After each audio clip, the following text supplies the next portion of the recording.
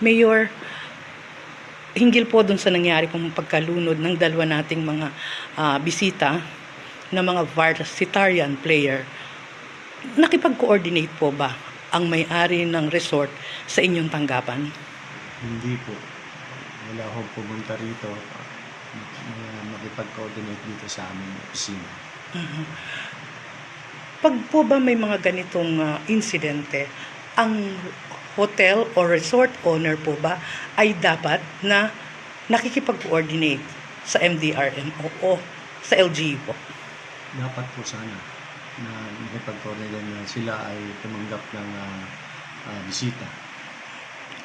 Gaano po kahalaga ang pagsasagawa ng coordination ng mga hotel owner and resort sa LGU? Gaano po ito kahalaga? Mahalaga po dahil kasi may mga insidente na nangyayari na hindi namin alam na mayroon pala kaming guest dito sa ating bayan. Yun po. Kaya kailangan sila ay magtungo rito sa aming mayroon po kaming TAC na tinatawag sa tourism. So doon sana sila pupunta. Then makipag-coordinate sila sa MDRR namin at malapit naman din sa dagat yung aming MDRR. MDRM.